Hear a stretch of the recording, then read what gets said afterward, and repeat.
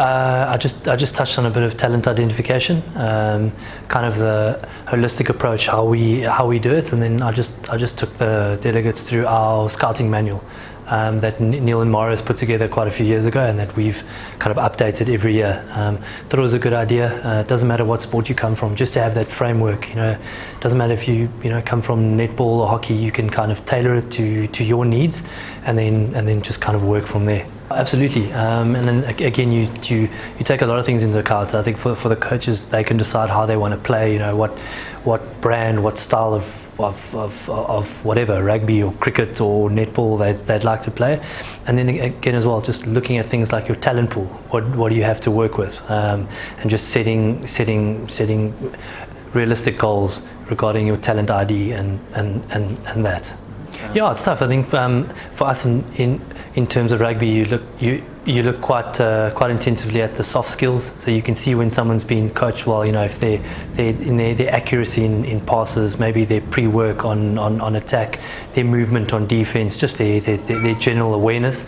So those are things that we look at. And again, it's much easier for me because I'm looking at talent for the national academy, so I'm always looking at the national players. So it's Grant Como week, it's Craven week, it's our under 17 Craven week 7. So for us, it's we are looking for that caliber of player, and those are the things that are quite set in stone for us in terms of what we're looking for.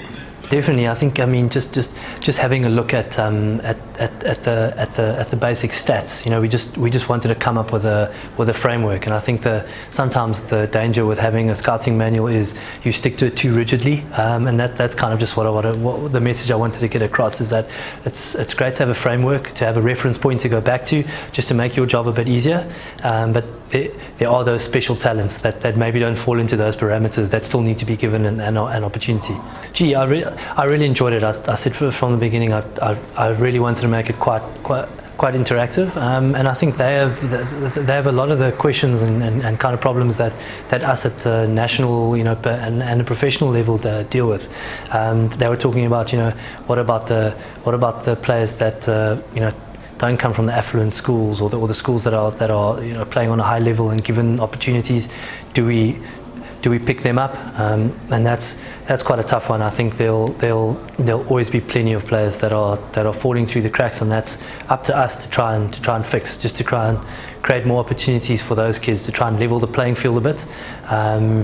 And I think that's definitely something that we're going to put a lot of effort into going forward. Gee, it was absolutely incredible. I mean, I've always been a Benni McCarthy fan, and I think Benni said it as well. It was great to see it in his presentation. I think all of us are fans, before we were players and before we've become coaches. It was just great to hear his chat about his experiences and what he's learned from his coaches that coached him, and kind of his coaching philosophy and what he's going to take forward. And then David Becker was just a complete breath of fresh air. It was just incredible, a different take on things, the conscious and the subconscious mind, and kind of how you chat to people to get the best out of them. I think it was fantastic. And then Suzanne as well, just from the Paralympic sphere, and also for me from a team sport perspective, hearing how someone does it differently in the individual sport of athletics, I think is just so much to learn, and that's the fantastic thing about being part of events like today is you always want to learn, you always want to improve. We're all so introspective, and we just want to get better, and I think provide more opportunities for the people that we coach.